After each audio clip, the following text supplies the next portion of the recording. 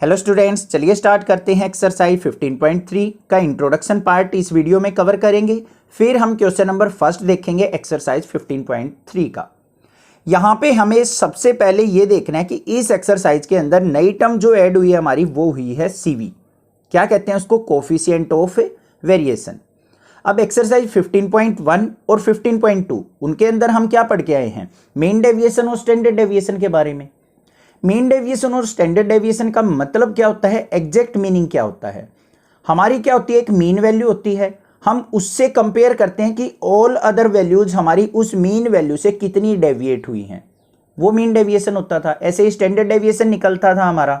ठीक है, अब बात आती है यहाँ पे कोफिशिएंट ऑफ वेरिएशन। अब वेरिएशन का मतलब भी यही है कि हमारी मीन वैल्यू से हमारी जो सारी वैल्यूज हैं वो कितनी डेविएटेड हुई हैं। तो भाई डिफरेंस क्या हुआ सीवी का उनके कंपैरिजन में? तो सीवी जो है वो टू सीरीज को कंपेयर करने के लिए, टू डेटा या टू रिकॉर्ड्स को कंपेयर करने के लिए यूज किया जाता है हमारा सीवी। और जो सीवी जो है वो किस चीज को कंपेयर करता है? हमारा डेटा की स्टेबिलिटी को या फिर कंसिस्टेंसी को। अब ये स्टेबिलिटी या कंसिस्टेंसी क्या होता है, ध्यान से देखो।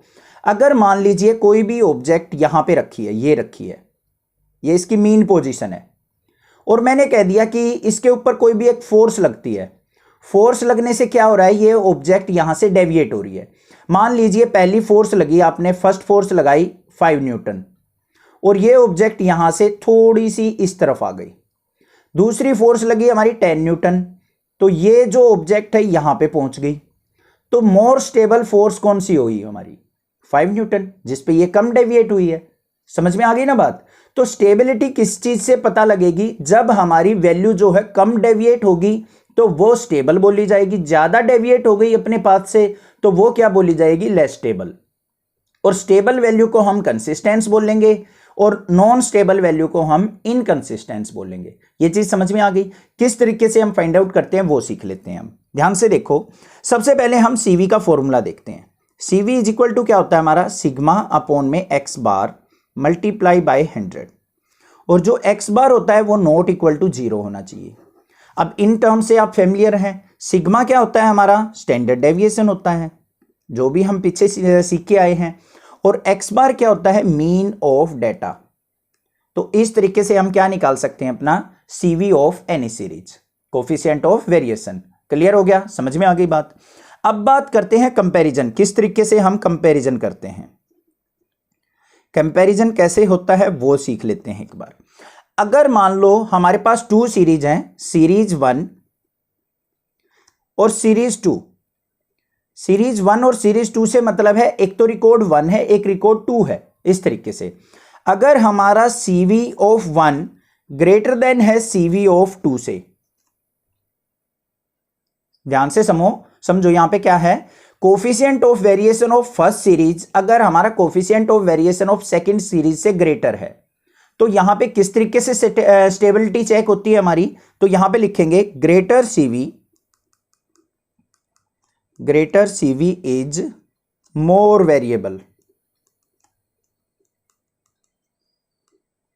अगर किसी भी सीरीज का CV ज्यादा है तो वो सीरीज हमारी ज्यादा वेरिएबल होगी, मतलब वो अपने पाथ से ज्यादा डेविएट होगी। समझ में आ गई बात?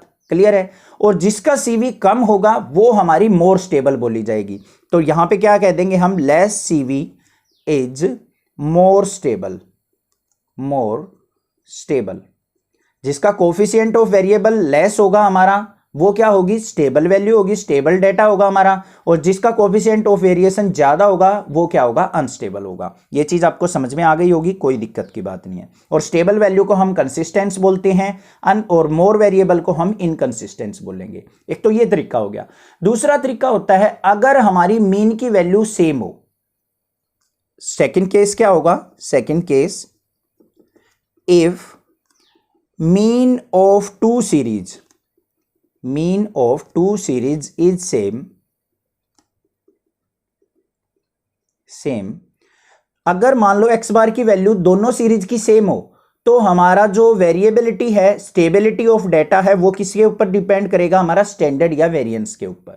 कैसे करेगा? ध्यान से देखो, अगर हमारा स्टैंडर्ड डेविएशन या वेरिएंस जो है हमारा ज्यादा हो किसी सीरीज का, तो जिसका भी स्टैंडर्ड डेविएशन या फिर variance,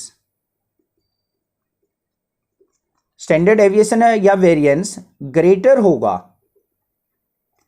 is more variable, more variable. मतलब स्टैंडर्ड डेविएशन या वेरिएंस हमारा ज्यादा होगा तो वो सीरीज क्या होगी, वेरिएबल होगी, मतलब अपने पाथ से ज्यादा डेविएटेड होगी। स्टैंडर्ड डेविएशन या वेरिएंस लेस होगा, सो दैट इज स्टेबल। तो उस केस में हम स्टेबिलिटी कैसे चेक करेंगे, जब हमारा मीन इक्वल होगा तो स्टैंडर्ड डेविएशन या वेरिएंस से चेक करेंगे। ये सब कुछ है बस इस एक्सरसाइज के अंदर, बाकी कुछ भी नहीं है। तो अभी हम क्वेश्चन नंबर फर्स्ट देखते हैं। इंट्रोडक्शन आपको समझ में आ गया होगा, किस तरीके से स्टेबिलिटी या फिर वेरिएबिलिटी ऑफ डेटा देखते हैं। तो हमारा क्वेश्चन नंबर फर्स्ट क्या है वो देखते हैं। क्वेश्चन नंबर फर्स्ट के अंदर क्या दे रखा है, for the data given below state which group is more variable, A और बी। हमें डेटा दे रखा है, यहां पे रिकॉर्ड दे रखा है, हमने बताना है कि ए और बी में से कौन सा ज्यादा वेरिएबल है, किसकी वैल्यू ज्यादा चेंज हो रही है, वो हमने फाइंड आउट करना है। तो सबसे पहले हमें क्या निकालना है, दोनों डेटा का हम मीन देखेंगे कि मीन हमारा इक्वल आता है या नहीं आता है। अगर दोनों का मीन इक्वल आ गया तो हम किससे चेक करेंगे वेरिएबिलिटी, वेरिएंस या फिर स्टैंडर्ड डेविएशन से। अगर दोनों का मीन हमारा अनइक्वल आ जाता है तो हम किससे देखेंगे, कोफिशिएंट ऑफ वेरिएशन से देख लेंगे। समझ में आ गई ना बात। अभी अभी मैंने बताया था दो केस थे। कोफिशिएंट ऑफ वेरिएशन का कब यूज करेंगे हम, जब हमारा दोनों डेटा का ग्रुप ए और ग्रुप बी का मीन जो है अनइक्वल आ जाए, तो सीवी से चेक कर लेंगे हम स्टेबिलिटी। अगर दोनों का मीन इक्वल आ गया तो हमें स्टैंडर्ड डेविएशन या वेरिएंस के ऊपर जाना पड़ेगा। ठीक है, तो सबसे पहले देखते हैं, हमारे मार्क्स दे रखे हैं, कॉन्टिन्यूस डेटा दे रखा है, तो ये मार्क्स हो गया। ग्रुप ए दे रखा है हमारा, यहां पे लिख लेंगे ग्रुप ए, मतलब इसकी फ्रीक्वेंसी दे रखी है। जो मार्क्स दे रखे हैं वो क्या है, 10 से 20 और 20 से 30। एक बार वीडियो पॉज करके मैं यहां पे लिख लेता हूं, ज्यादा लंबी वीडियो ना हो। ये हो गया हमारा रिकॉर्ड। अब हमें क्या करना है, मिड वैल्यू निकालनी है, एक्सआई फाइंड आउट करना है, मिड पॉइंट। कैसे निकालते हैं, इन दोनों का मिड, 10 और 20 का मिड क्या होगा हमारा 15, 20 और 30 का क्या होगा 25, फिर 30 और 40 का क्या होगा 35, फिर 45, फिर 55, 65, 75। क्लियर हो गया, कोई दिक्कत नहीं है। सबसे पहला काम है हमारा मीन फाइंड आउट करना। मीन का फॉर्मूला लिखेंगे हम, शॉर्टकट मेथड यूज करेंगे क्योंकि वही जो है स्मॉलेस्ट कैलकुलेशन देता है। A plus sigma I is equal to 1 से लेके N F I Y I divided by N into H, ये फॉर्मूला होता है। इन सब के बारे में आपको पता होगा, एक्सरसाइज 15.2 के अंदर सीख के आए हैं आप। ए क्या होता है हमारी एज्यूम्ड वैल्यू, ये जो एक्स आई की वैल्यू है उनमें से मिड वैल्यू को क्या कर लेते हैं हम एज्यूम, तो 45 हमारी क्या है मिड वैल्यू, ए की वैल्यू आ गई, यहां पे लिख लेंगे ए इज इक्वल टू क्या हो गया 45। एच क्या होता है हाइट ऑफ या विड्थ ऑफ क्लास, सभी क्लास में 10-10 का डिफरेंस है तो 10 लिख लिया। देखो 70 से 80 10 का है, 60 से 70 ये डिफरेंस होता है, ये विड्थ होगी हमारी, एच की वैल्यू होगी। एन क्या होता है सम ऑफ फ्रीक्वेंसी, इन सब का सम कर लो, तो ये जो सम आ जाएगा ये आ जाएगा 150, ये आ गया मेरा एन, ये भी राइट डाउन कर दिया हमने। क्लियर है। अब हमें चाहिए एफ आई वाई आई, इनकी मल्टीप्लीकेशन का सम, तो यहां पे पहले हमें वाई आई निकालना पड़ेगा। वाई आई किसके इक्वल होता है हमारा x I minus A divided by H. तो यहां पे देखो ए की वैल्यू भी पता है, एक्स आई की वैल्यूज ये है और एच की वैल्यू 10 है, तो निकाल लेंगे यहां पे। एक्स आई की वैल्यू देखो पहले में क्या है 15, माइनस में ए की वैल्यू क्या है 45 डिवाइडेड बाय एच की वैल्यू क्या है 10। 40 में से 15 गया तो हमारा कितना बच गया 30, 30 बाई 10 करेंगे तो माइनस का 3, फिर आएगा माइनस का 2, फिर आएगा -1, फिर आएगा 0, फिर 1, फिर 2, फिर 3, करके देख लेना बेशक से। समझ में आ गया फॉर्मूला, कोई दिक्कत की बात नहीं है। अब मीन निकालना है, मतलब इन सबका क्या चाहिए हमें सम चाहिए, सॉरी ये तो वाई आई आया है, पहले हमें एफ आई वाई आई निकालना पड़ेगा। एफ आई की इससे मल्टीप्लाई 9 माइनस 3 की करेंगे माइनस का 27, 17 की -2 से की तो माइनस का 34, 32 की -1 से की तो माइनस का 32, 33 की 0 से करेंगे 0, 40 की 1 से की 40, 10 की 2 से की 20 और 9 3 जा 27। अब इनका सम देख लो भाई क्या आ रहा है, 40 20 60 और ये हो गया 87। ठीक है, और यहां पे हम देखेंगे तो ये आ रहा है हमारा 7 और 4 11 और 2 13 -93। -93 में से 87 गया तो यहां पे क्या बचेगा, माइनस का 6। क्लियर हो गया, कोई दिक्कत की बात नहीं, समझ में आ गया होगा यहां तक। थोड़े से कॉम्प्लेक्स क्वेश्चन है ये, थोड़ा सा ध्यान से समझ करना है, बस पिछले कंसेप्ट ही यूज होंगे, कोई ज्यादा नई चीज नहीं है। तो यहां पे अब हमें एक्स बार चाहिए, x bar is equal to क्या आ गया, ए की वैल्यू क्या थी 45, प्लस में एफ आई वाई आई का सम क्या है माइनस का 6, डिवाइडेड बाय एन की वैल्यू क्या थी हमारी 150, इंटू में एच की वैल्यू क्या है 10। 0 से 0 कैंसिल, तो यहां पे क्या आ गया हमारे पास, X bar is equal to 45 और यहां पे क्या आ जाएगा, -6/15 है तो माइनस का साइन और 6/15, 3 2 जा 6, 3 5 जा, तो 2/5 आ गया। तो यहां पे एक्स बार की वैल्यू देख लो क्या आ गया 45, माइनस में 20 को 5 से डिवाइड करेंगे तो 0.4। ठीक है, तो एक्स बार जो आ गया मेरे डेटा का वो कितना आ गया, यहां पे 45 में से 0.4 सब्ट्रैक्ट करेंगे तो 44.6, ये लिख लिया भाई, आ गया मीन, कोई दिक्कत नहीं है। ये आया हमारे ग्रुप ए का मीन। अब हमें किसका निकालना है, ग्रुप बी का निकालना है। ग्रुप बी का हम नेक्स्ट पेज पे देखते हैं मीन क्या आता है। तो जो ग्रुप बी का डेटा है वो हमने यहां पे मेंशन कर लिया, मार्क्स थे हमारे वही लेने हैं, ये ग्रुप बी की फ्रीक्वेंसी होगी और इसके मिड पॉइंट हमने एज इट इज निकाल लिए टाइम सेव करने के लिए। अब हमें क्या करना है, सबसे पहले यहां पे भी मीन का फॉर्मूला लिखेंगे हम। तो मीन जो होगा हमारा किससे निकलेगा, X bar is equal to क्या होगा, फॉर्मूला राइट डाउन करो, A plus sigma I is equal to 1 से लेके N F I Y I divided by N into में एच, ये फॉर्मूला होता है। ठीक है, अब यहां पे एन क्या है हमारा, sum of frequency, sum of frequency देख लो यहां पे क्या आएगा, ये सम देख लो हमारा सारा का सारा फ्रीक्वेंसी का सम क्या आ रहा है, ये फ्रीक्वेंसी का सम भी हमारा कितना आ रहा है 150। ठीक है, ये हो गया। यहां से हम मिड वैल्यू सिलेक्ट करेंगे, ये सिलेक्ट कर ली, ये हो गया हमारा ए की वैल्यू हो गई, एन की वैल्यू होगी, एच हमारा क्या है विड्थ ऑफ क्लास 10 है, सबकी ये वैल्यू आ गई हमारे पास। अब मेन बात जो आती है वो आती है वाई आई की, किसके इक्वल होता है, x I minus A by H के। सोल्व आउट करते हैं, यहां पे सेम एज इट इज वही वैल्यू आ जाएंगी, -3 -2 -1 0 1 2 3। अभी तक कुछ भी नया नहीं किया है, जो हमारा प्रीवियस क्वेश्चन था ए ग्रुप के लिए सेम वही चीजें की हैं। अब मेन काम क्या है, एफ आई वाई आई, यहां पे डिफरेंस आएगा क्योंकि फ्रीक्वेंसी इसकी अलग है। 10 की -3 से मल्टीप्लाई की माइनस का 30, 20 की -2 से की माइनस का 40, फिर आएगा माइनस का 30, 25 की 0 से की तो हमारी 0, 43 की 1 से की तो 43, 15 2 जा 30 और 7 3 जा 21।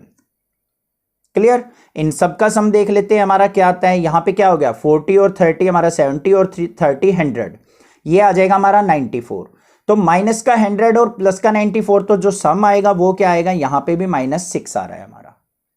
क्लियर हो गया, कोई दिक्कत की बात नहीं है। अब देखते हैं हमारी जो मीन जो है डेटा का वो कितना आता है। X bar is equal to A की वैल्यू क्या है हमारी 45, प्लस में यहां पे क्या है -6 अपॉन में 150 इंटू एच की वैल्यू क्या है 10, 0 से 0 कैंसिल, तो यहां पे x bar is equal to क्या आ गया 45 माइनस में माइनस का 6/15 है, सेम वही वैल्यू आ गई तो क्या आ जाएगा 0.4, मतलब कितना आ गया हमारा x bar is equal to 44.6।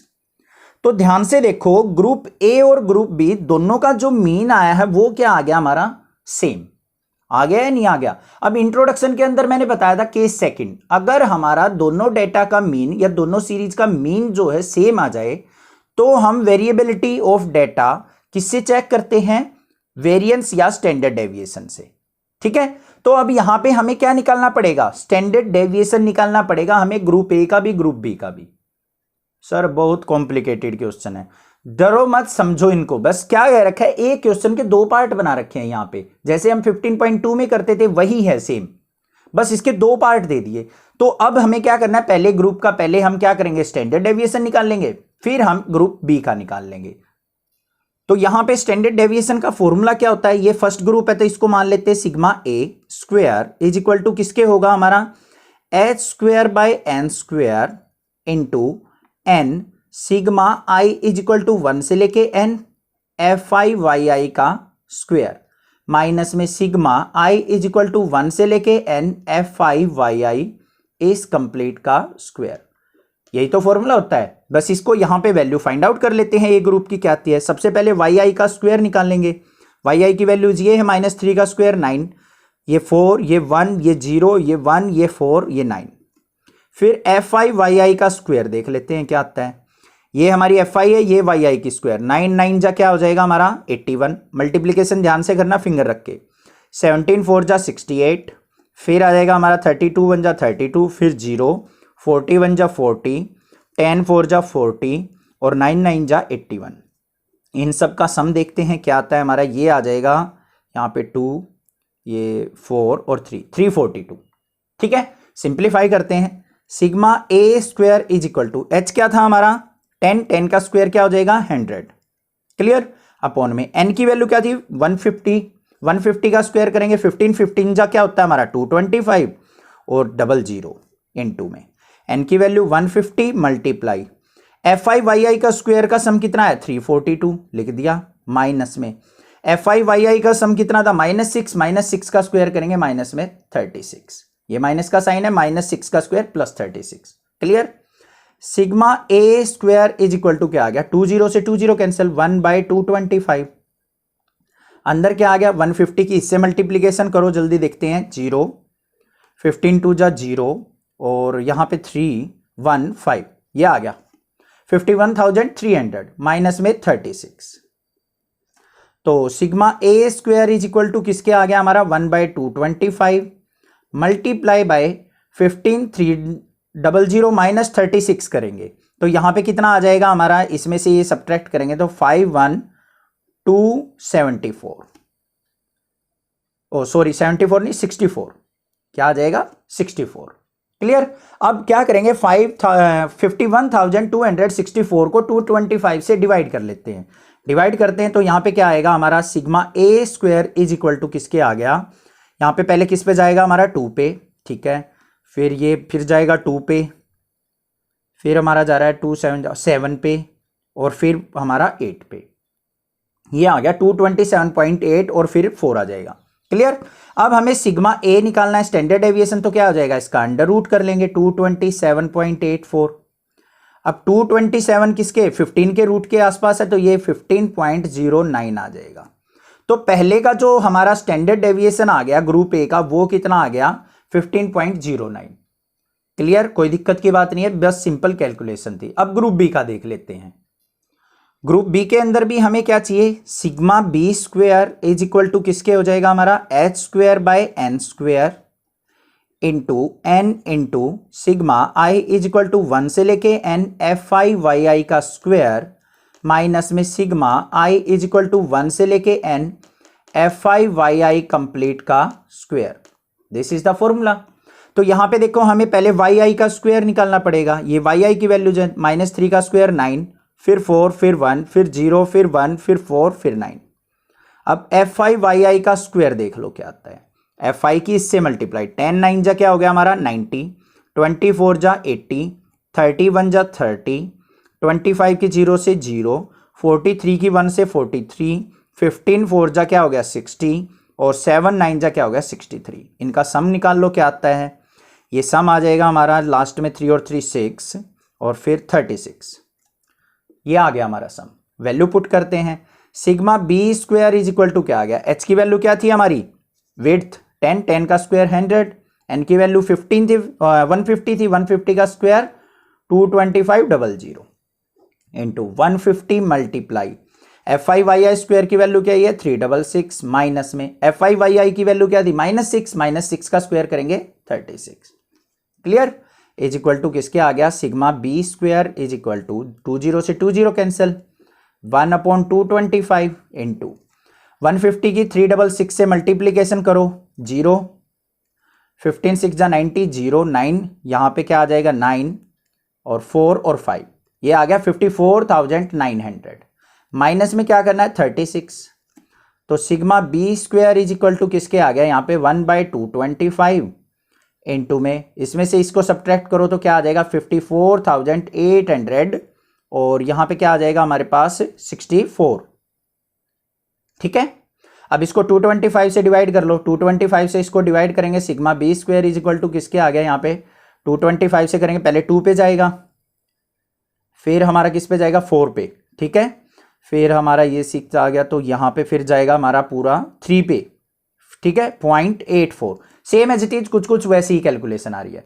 तो सिग्मा बी स्क्वायर आ गया, हमें सिग्मा बी चाहिए, क्या हो जाएगा अंडर रूट 243.84, तो इसका अगर रूट निकाल लेंगे तो वो क्या आ जाएगा हमारा 15.61, ठीक है। ग्रुप बी का जो स्टैंडर्ड डेविएशन आया वो ये आया है, ग्रुप ए का जो स्टैंडर्ड डेविएशन आया था वो हमारा क्या आया था 15.0 समथिंग आया था, कुछ 15.09, ठीक है। तो अब यहां पे देखो हमें लिखना क्या है, वो लिखना सीखो। यहां पे क्या लिखेंगे लास्ट में, as mean of group a and b is same, so standard deviation of group a क्या आया था हमारा 15.09 and standard deviation of group b वो क्या है हमारा 15.61। तो यहां पे बड़ी वैल्यू क्या है, standard deviation of group B greater than है standard deviation of group A, clearly दिख रहा है हमें।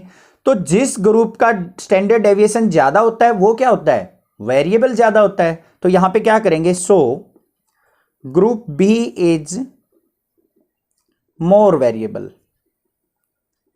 मोर वेरिएबल, तो ग्रुप बी का जो डेटा है वो ज्यादा वेरिएबल है, दिस इज द आंसर। समझ में आ गई बात, क्लियर है, कुछ नहीं था, बस लेंथी क्वेश्चन दे रखा है, दो पार्ट, दो क्वेश्चन एक के अंदर दे रखे हैं, दोनों के अंदर स्टैंडर्ड डेविएशन फाइंड आउट करना है हमें, वेरिएंस निकाल के। इस तरीके से क्वेश्चन कर लेंगे, कोई भी डाउट लगे तो आप मुझे कमेंट करके पूछ सकते हैं, अदरवाइज चैनल को सब्सक्राइब कीजिए, लाइक कीजिए और शेयर कीजिए। Thank you students for watching, next classes.